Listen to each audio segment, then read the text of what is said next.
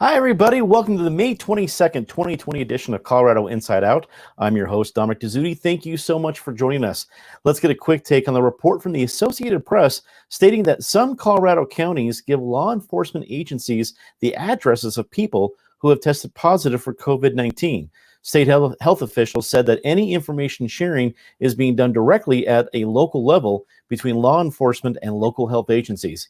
As always, let's start with Patty Calhoun for Westward. Patty, I think we're now getting into that kind of next level of this crisis, or whether you want to call it new normal, environment, whatever, is this idea of personal information and privacy and where that collides with public safety. What did you think about the reports from the Associated Press and the comments from state officials this week? Well, there is no privacy anymore. We've got everyone on their mobile phone. We know the protesters who came from out of state to go to the Capitol. And did they spread COVID when they went back? We have people who filed for unemployment in Colorado whose personal information was leaked out.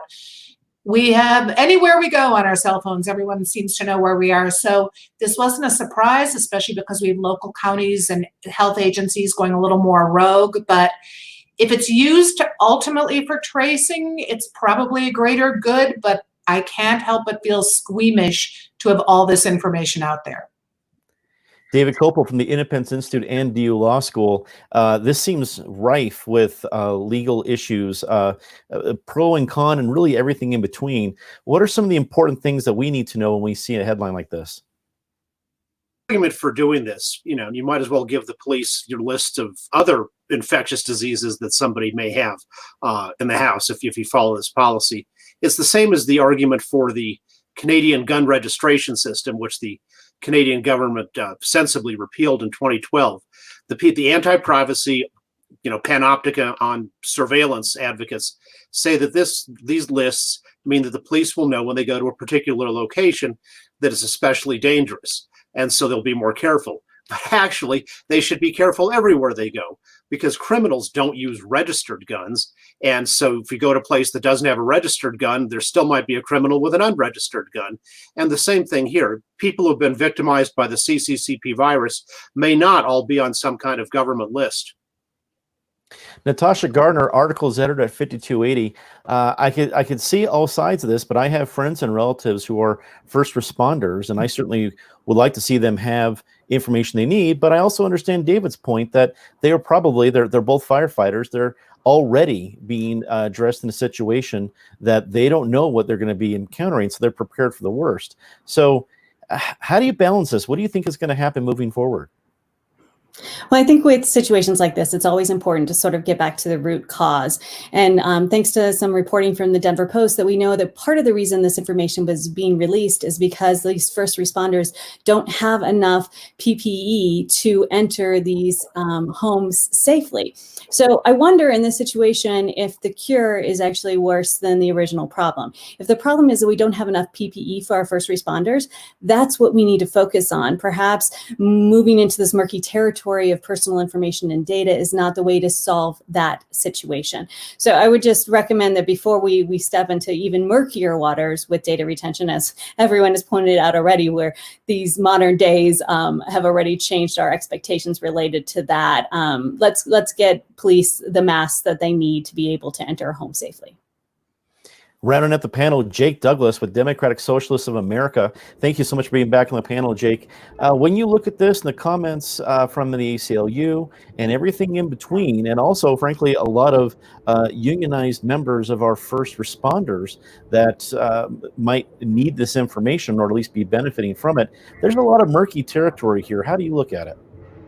Yeah, definitely. I mean, these are very scary times, but I think that we've got to think about whether this is an unnecessary invasion of privacy that's really not going to achieve its intended effect. If these are only folks who have tested positive, that's only maybe a 10th or a 20th of people who actually are probably infected with the disease. So I don't feel comfortable about the idea of handing out more information to local police forces that have time and again shown that they're not being held accountable by the public when it comes to these kinds of cases. So yeah, I think this is an unnecessary and dangerous step myself. Let's get to one of the major stories that popped up this week. This week, the Joint Budget Committee cut 58% of the general fund support that goes to higher education.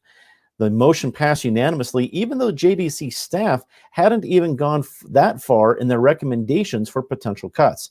It is yet to be seen if this new hole will be filled through federal COVID-19 funding. The committee also voted to close a minimum security prison in Canyon City. Patty, we'll start with you. This seems to me like the beginning of probably a long budget slog that we're going to see the Colorado legislature have to maneuver. I guess it didn't surprise me that higher education was first, only because that seems to have the least lobbying support, even in non-COVID times. But what did you think when you saw these first headlines from the JBC's maneuvers? I thought that 4 months makes a lot of difference. Just think about what was happening when the legislature was working on its budget back in January, thought the state was going to be so flush, booming economy. Now they go back on May 26th, looking at disasters in every possible corner.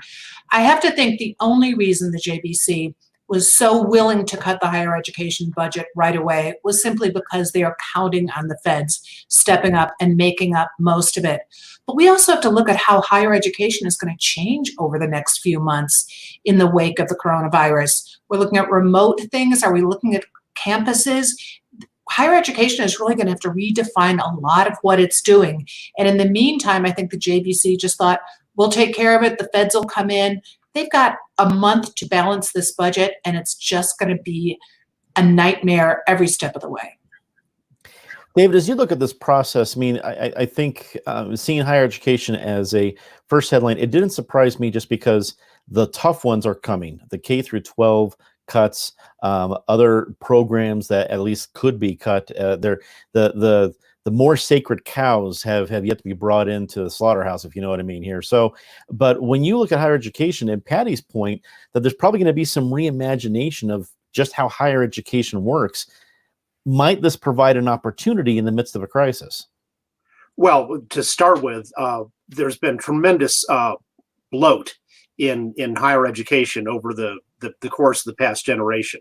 If you look at the ratio of faculty to students, that's pretty much stayed the same as it was, back in the 1980s. But the ratio of administrators and non-teaching employees to students has soared gigantically, and so that's a place where I think cuts are long overdue. The Joint Budget Committee is the most respected committee in the state legislature. The House and Senate each choose 3 of their best members to be on the committee. Being on the Joint Budget Committee is a huge amount of extra work, and it's only sought or given to very serious legislators. And it's always a bipartisan committee. So currently, the committee has 4 Democrats and 2 Republicans, since each house sends 3, and the Democrats control both houses. When the Joint Budget Committee is unanimous, that really says something. And if the budget experts in both parties agree on where the cuts should be, there's a good chance they're right.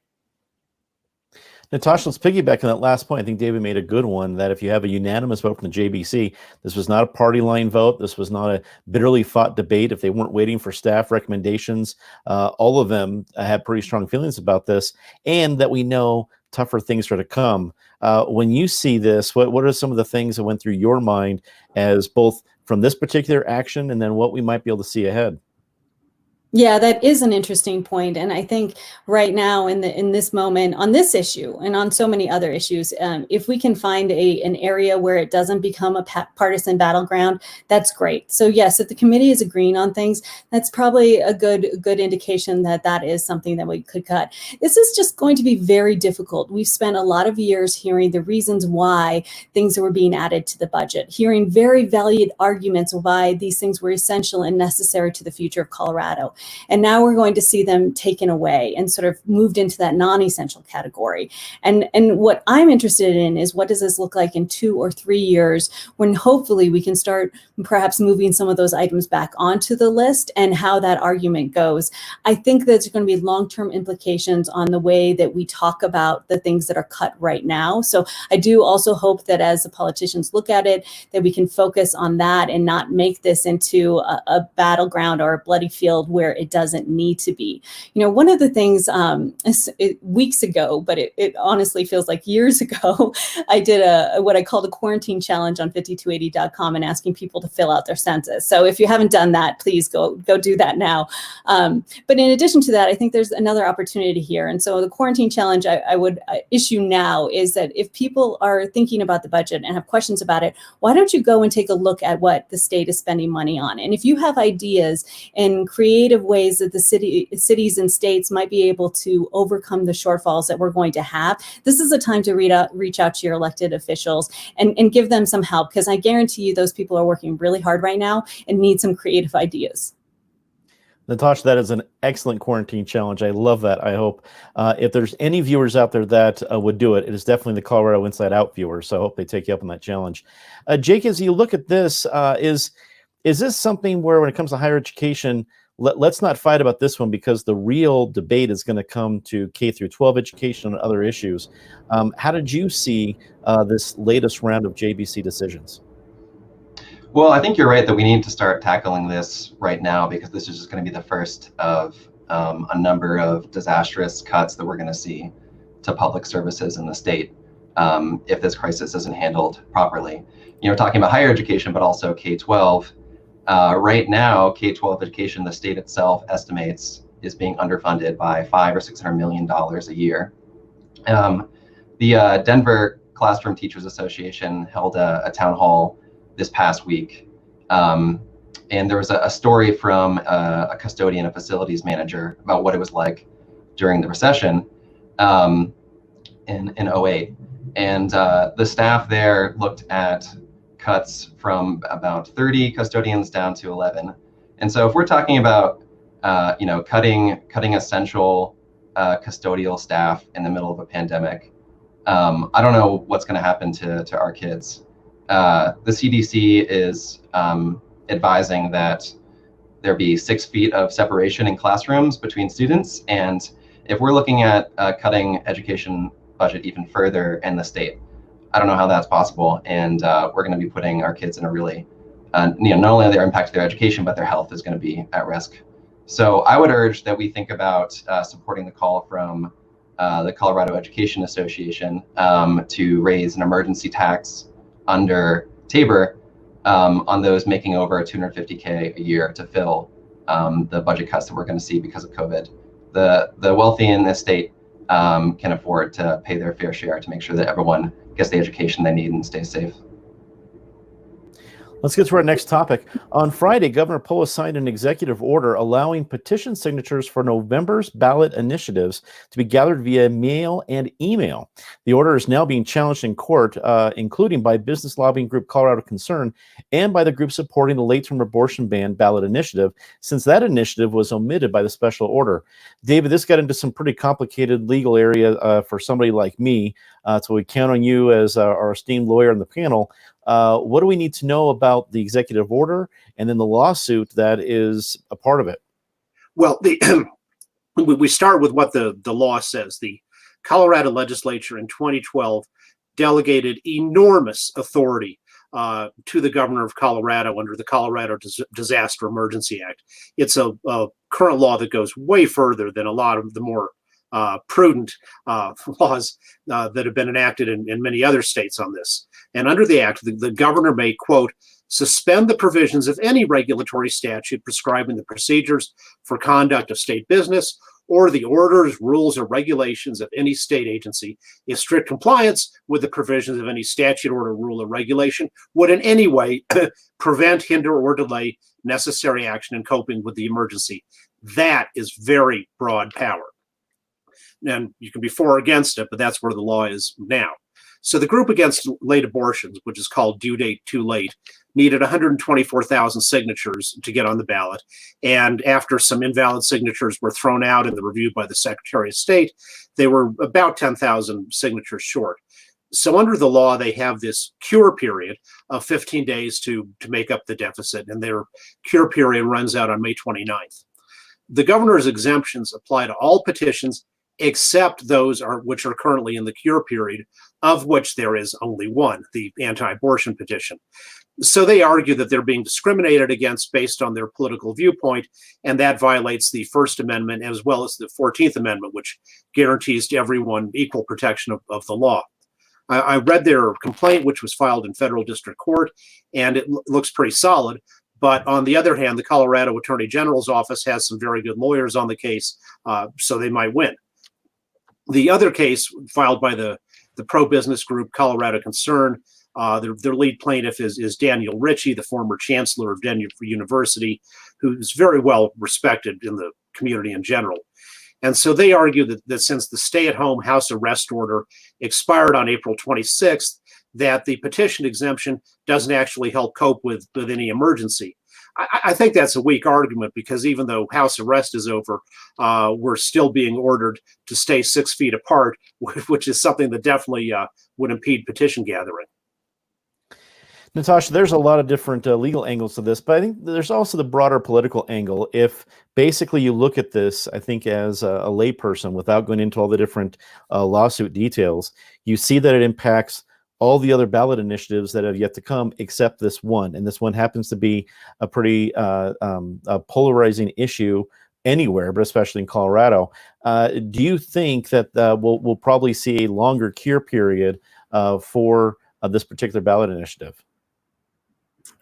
I'm not quite sure about that. What I do think would be interesting, I mean, as you're pulling it back to that particular instance, I mean, you could almost even pull this back to the primary race. And as candidates were trying to get on that ballot and collecting signatures and the arguments that went through the courts related to that, this bigger question of how we collect signatures is not going to end in 2020. I think it's something we're going to talk about for a while. There's a couple of reasons for that. One, we've probably made several references to sort of assembling the plane while we're flying right now. That's happening, but we also are disassembling the plane as we're flying in this case as well. I think that in the same way that we're rethinking classrooms and the way that businesses connect with people and this virtual environment and what life looks like as we move out into a more open living environment again, I think we're going to look back and ask questions about how we do things. And so I think a long-term result of this is maybe just looking at signature gathering in general and asking the question of why it can't be virtual all the time. Jake, let's go to that question. I think Natasha raises a good point. 2020 is changing a lot of different attitudes towards things that we took for granted in February. Is the idea of signing a piece of paper to put your endorsement behind something appearing on the ballot, is that something that is due for some evolution? Yeah, well, I think, in general, Colorado has one of the most open and democratic systems for ballot initiatives in the country, and a lot of states are looking to us right now in implementing a mail-in ballot system. So I think we've got to adjust reasonably. We're in the middle of an unprecedented global pandemic, and there are some necessary adjustments that need to be made.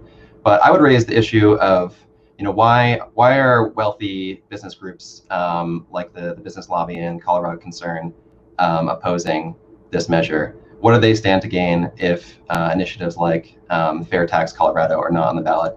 It's not because they, in my opinion, have a strong feelings on democracy, but because they don't want to see their bottom line hurt by increasing taxes on the wealthy in this state. So I'm frustrated that these groups are saying that they are standing up for the Constitution when really they're just interested in making a profit and making sure that workers in this state don't have a voice. Patty, pitch battles over ballot access is nothing new to Colorado, but now we have the COVID curveball. What's your take? Well, before the pandemic, we had all mail voting. We were able to vote by mail. If it works when you don't have a pandemic, it certainly makes sense that you would be able to do it during a pandemic.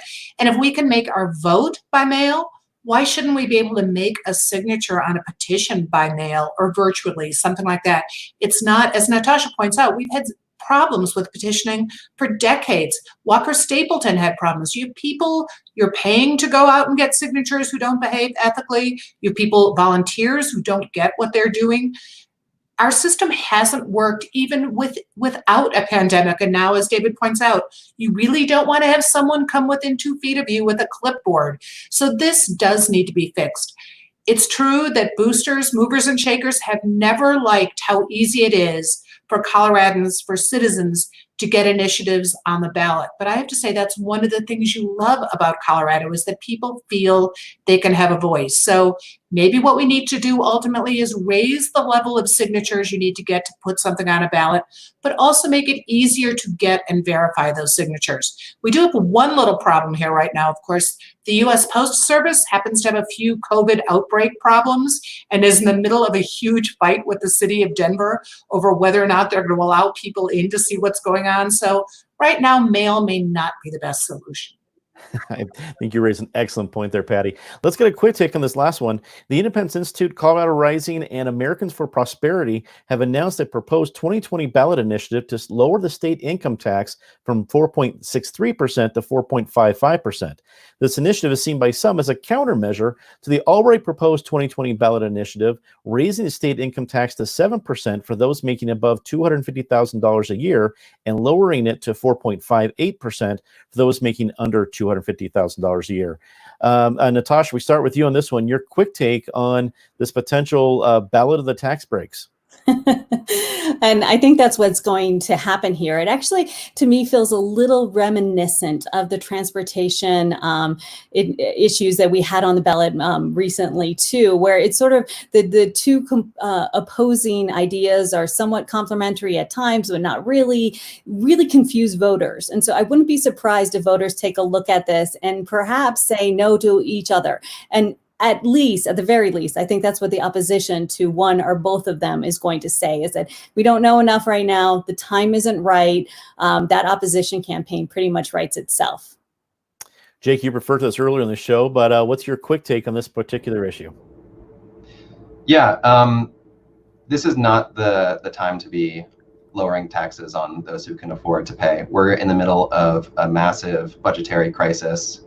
And I think the reality that we need to talk about is that if we are cutting essential services, we're cutting education, we're cutting resources to public health, people in this state are going to be put into very unsafe conditions. If people's unemployment insurance runs out, they're going to be forced to go back to work in dangerous situations and potentially with impacts on their health and the lives of themselves and their loved ones. So our country was most prosperous when we had something like 90% tax on the top income earners in this country, and we are way below that now. The rich can afford to pay to keep us all safe. Patty, tax cuts on a ballot have always been popular, except when you start reading the fine print. How do you think this one's going to go? I think we're going to wind up having some very, very ugly fights. We've already seen that the division between the haves and the have-nots has been increased markedly during this coronavirus, and it's only going to get worse by November. So we can expect uncivil discourse across the state. David Bean from the Independence Institute will give you the last word on this one. It is a short take, but the floor is yours. Well, the Independence Institute proposal is for a small tax cut for everyone. And the other proposal is for an even smaller tax cut for some and a very big tax increase for many. The key thing about the other proposal is the poison pill in it. There's no indexing for inflation. So one time, if you made $5,000 a year, that was a lot of money. But then we have the federal government printing so much paper money that destroys the value of the dollar. And so what was a high income at one time becomes a low income years later. So with no indexing, the result is that a tax that gets sold to the public is, don't worry, it's only about taxing those bad, evil, rich people, eventually is going to apply to the middle class as well. And, the experience of California and New York and other states shows the super rich don't really get affected by these so-called progressive high taxes, but they do drive out the entrepreneurs and the small businesses, and those are the folks who actually create most of the jobs. Let's get to our very, very part of the show, Disgrace of the Week. As always, Ms. Calhoun, please start us off. Well, I mentioned uncivil discourse, and I'm sure everyone else has noticed people are running to their corners and shouting all the while. They have gotten a lot more argumentative, a lot less gracious, and a lot less accommodating. David. The Chinese Communist Party, while the world is being distracted by the virus that they knowingly spread, the party is eliminating the remnants of freedom in Hong Kong. So really, they're like Hitler and Stalin. They want to inflict tyranny not only on their neighbors, but eventually on us. Natasha. The weather is gorgeous. People are getting out of their houses. I understand that. But at 5280, we've seen some pictures of overflowing trash cans at outdoor spaces. Just a reminder to people, like, be kind. If the trash is overflowing, take it home with you. Pack it with you. I couldn't agree with you more there, Natasha. Jake. Kucha House of Tea in Fort Collins, which fired all of its employees a couple of weeks ago for demanding some basic safety precautions for their immunocompromised workers. Just disgraceful and making all of us more unsafe if workers don't feel like they have the right to voice concerns about safety. Time to say something nice about somebody. Patty? Let's return to that wonderful time a century ago. This is the week the U.S. House of Representatives approved giving women the vote, and Senate followed up, and 2 weeks later, Colorado had already given women the right to vote, but the rest of the country finally got on board. David. Well, Lutherans and Catholics have had a lot of conflicts over the past 500 years, but in Minnesota, they've jointly agreed to defy the Minnesota Governor Tim Walz's bigoted edict that says casinos can open with safety rules, but churches have to stay shut, even if they obey those very same safety rules. Natasha. I don't do this very often, but I'm just so proud of the 5280 editorial and art teams that the City and Regional Magazine Awards last night, which we all attended virtually, we just had an incredible turnout with everything from winning in the general magazine category to excellence online. So just a shout out to my coworkers. You're doing a great job. And Jake. Well, I'm a catering worker, and so I really appreciate Governor Polis and also Mayor Hancock taking steps this week to release draft guidelines for the reopening of restaurants, giving workers a chance to provide some feedback and have a voice in this reopening, which is going to be potentially very dangerous for workers and the public both. That is all the time we have for this episode of Colorado Inside Out. Thank you so much for watching. On behalf of everybody here at PBS 12, I'm Dominic Dezzutti. Have a great night.